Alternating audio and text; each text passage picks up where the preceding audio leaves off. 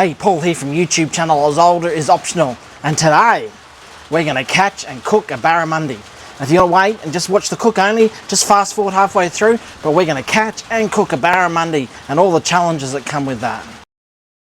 Today, I want you to join me as Leanne and I, well, I catch it and Leanne cooks it, and we're going to catch and cook a delicious barramundi from scratch. In this video, today, we'll explore the exciting world of catching, filleting, keeping under ice, and then cooking a barramundi, a prized fish well known for its beautiful taste. Many people have struggled to catch a barramundi. It is not an easy fish to catch. In fact, it's quite an elusive fish to catch. Catching a barramundi can be a delicate process. But we're going to do that today, and we're going to show you how to do it. One of the keys to the success of catching a barramundi lies in what bait and how we fish for it, its habitats, where it's circling, where it's eating, where it's hiding, where it's trying to mate. Barramundi is not an easy fish to catch. And we've come up to our spot where we're finding the barra just sitting in the shallows, real shallows, where it's really still, but there's a current just outside, or right in front of their nose is probably the best way to put it. And in that current, as the food goes past, they seem to be taking that. So we're finding ourselves being able to do is just put our plastic right in front of their noses, and we're having some good success doing that. So we're about to try that, and we'll see how that goes. So you can see the sun coming up in the background. It's about the fourth cast of the morning on the rocks here, and this little fella's nailed my soft plastic. He's a nice little barra, about 63, just a good eating size, one for the bucket. So we're flicking in on these little bits of rock here, right in close, a couple of flicks back to the boat, and they whack it. A little plastic, running a metre of water on the rocks, and we're catching these lovely little barramundi.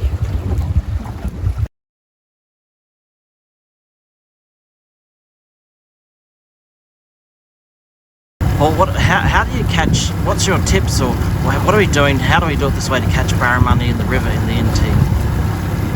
Just got to keep in mind that a barramundi is a lazy fish. He won't be out in the middle of a strong current. He'll find a nice quiet spot to sit where he's out of the current, and he waits for the bait to come past him. He doesn't go to the bait. So we've got to present the lure and run it right past his nose. So you've got to think about, where will he be sitting? Not out in the middle of the channel where it's running like the dickens. It's too hard to work for him to sit out there. So he's just sitting along the edges, waiting for that bit of bait to pop its nose over the edge of the shallow, and he just wolfs it down. So we're running our lures right along the drop-off edge from some very shallow water where it drops over into not a deep channel, only a 2 metre channel. And now you can start guiding him. Paul's onto a really nice barra here. We've had a little troll along this rock edge, and he's just hooked up on a good fish, probably late 60s, early 70s, no, probably late 60s on my call. Okay, guide him the other way if you can. Don't go to the front of the boat if you can, you've got more room to work. I'm going to tire him out. Okay, one turn to me, one turn to me. There he goes, he's just about had it. One turn to me and we'll pull him in. Lift. Oh, he's still got a little bit of kick there, but he's a nice fish. Nice fish. Keep him up on the surface and pull him into me now. And there he is in the net. Oh! Paul's got him on a little surface, funny looking thing he decided to put out. The only one I got left.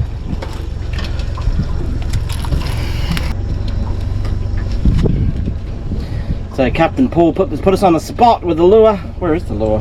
As you're getting out of his mouth. You can see the silver lure. I don't even know what it is. It was the last one I had in the box after a week.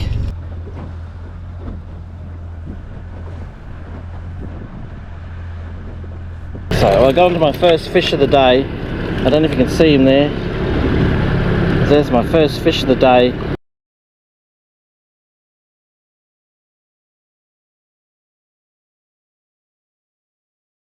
See, the river was just full of life. It was quite incredible as this mount came through, so we had to chuck the net in. As you can see, we got a plenitude of live bait. Here we are, we got some live herring. We're just at finger spot in the river. Can't tell you where it is. And Luke's been down about. In the rocks there. Luke's been down for about I don't know, 30 seconds. Pulling me over to the rocks. He's pulling us. Okay, so we're doing paternoster rig with live baits that we see in here. So just do paternoster rig with hook with the hook straight through the front of the fish. I took his eye, I didn't mean to. So we got two. Yeah, right. So there we go. Go for a double finger mark. Double finger mark. Live bait, it's the best.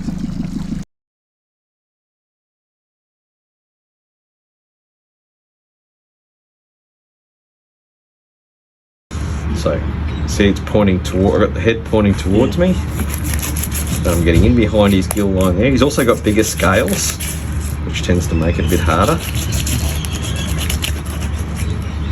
Alright, so I've just gone around his head. Same, yep. Pointing the fish away from me. Yeah. Just using the point of my knife. Just run all the way along the skin. Try not to go in too far. Again, you can see the angle. Yes. And the fish is pointing away from me.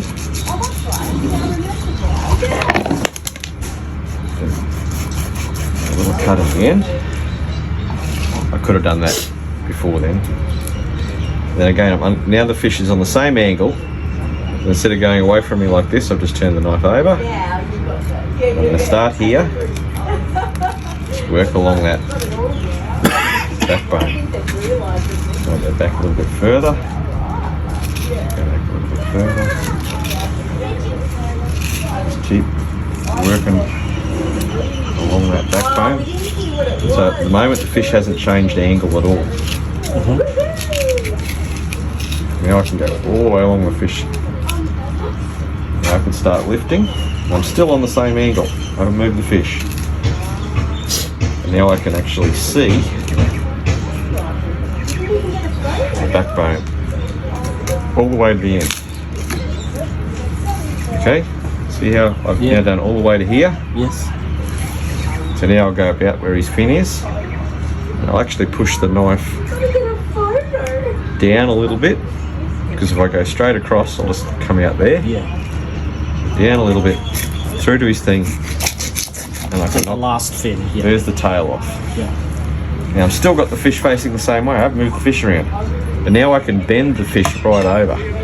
Yes. And it just peels off beautifully.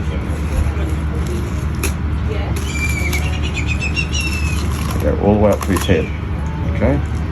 Start down the bottom again. Go all the way up. And it was tiny.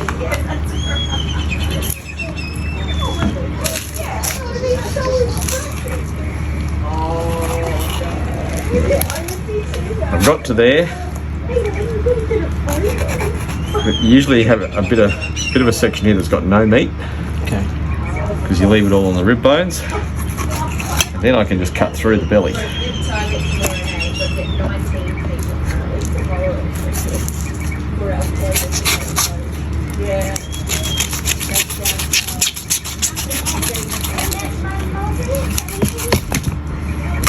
There's your fillet.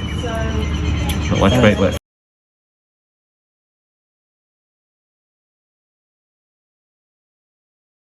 Hi, we're going to cook up some barramundi. Paul's been up to the NT and brought back some barramundi. Lovely fillets here of one of the fish that he's brought back. So what we're going to do is we're going to do a little cook up. We're going to cut this barramundi into little strips, then we're going to coat it and pan fry it, finishing it off in the oven so that it's cooked all the way through. So they're just straight fillets, scales are still on, but there's no bones, which is brilliant. We've just cut up the fish and we're back. So we've cut it up into serving sizes so that it's easier to eat with friends, and that you just take the piece that you need for your plate. So these are the serving sizes that we've done. As you can see, we've still got on the scales and skin, but that won't really matter because once it's cooked to perfection, all of that will just peel off. We have a bit of plain flour here in the bowl, and what we're going to do is season it lightly with a little bit of salt and pepper. I've put a tiny bit of season all in there and mixed it up earlier, but we'll just finish it off with the bit of salt and pepper. Okay. Meanwhile, in the pan over here, I have some oil and some butter with a sprinkling of garlic. So what we're going to do is stir this around in here a little bit, make sure the garlic's spread around lightly. We don't want the oil to burn, so we'll just turn it down a little.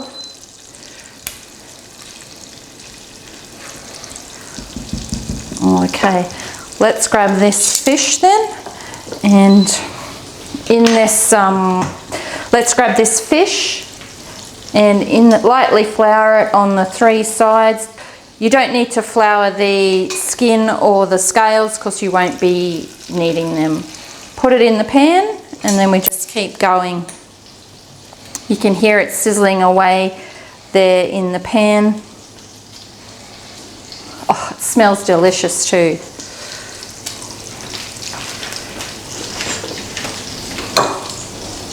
Just while we're doing this, I have preheated the oven, so once we have lightly browned these pieces, we'll put them on an oven tray and put them in the oven just to finish cooking through. All right, we'll just let those ones cook and then we'll come back to the other ones. I'll lightly flour these while we wait. It's a fine line when cooking with butter and oil to get it to that right temperature that it browns nicely but doesn't burn, and it's especially hard if you use a little bit of garlic in there. Oh, this smells beautiful. Okay, they've been in there for a couple of minutes, and as you can see, they're starting to brown off slightly. So we'll take them from the pan and put them onto a baking tray, skin side down. So here's number 2, just starting to brown off. Take it out of the pan, put it onto the baking tray.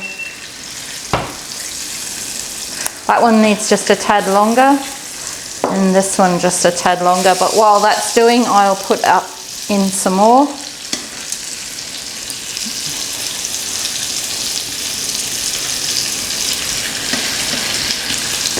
There is still enough oil in there and butter in there that we can add these last ones without re-oiling the pan, so it stays at the right temperature.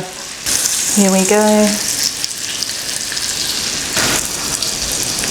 So while that's cooking, what we'll do is we are going to serve it with a lemon butter. So I will pull out another pan, not the pan that we cooked with, and heat this one up with a little bit of butter, a lot of butter, a little bit of garlic,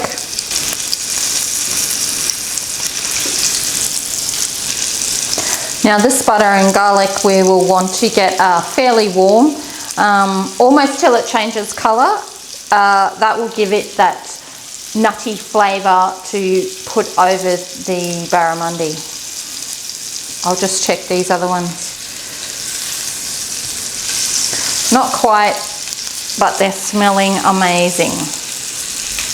The barramundi pieces have been in the oven for about 10 minutes, so we're just gonna whip them out and have a look at them. So join me on this one.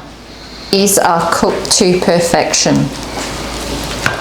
Look at that, they're just starting to split slightly, so that's just amazing.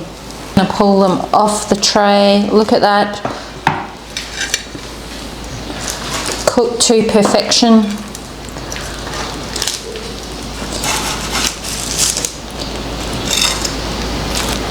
Onto this serving dish.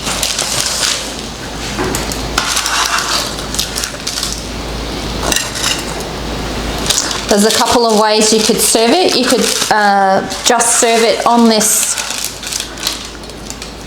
on the plate like I am now, and then do a help yourself for your guests, or you could put it on the actual plate and serve individually. So I've just taken them off there to put on the serving plate. So what I've got in this little dish here is the garlic lemon butter, which I've done. You can see the garlic has gone a little bit lumpy on the bottom, but it's very infused into there. So what I'll do is hold the garlic back and just pour a little bit of butter over each of the slices. And you can see that will just infuse the butter.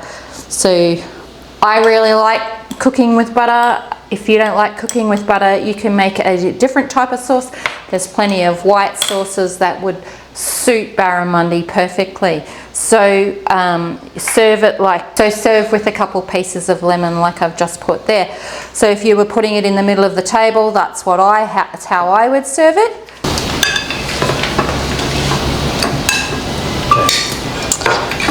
Another way to serve it is on the plate. I've made up a nice little risotto with some vegetables, so serve it on the plate like so. Add your lemon slices.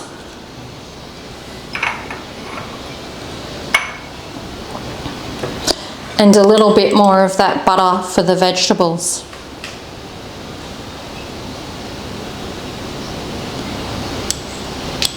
And dinner is ready. How I would serve barra. Let us know how you would do it, and don't forget to like, subscribe and share with your mates.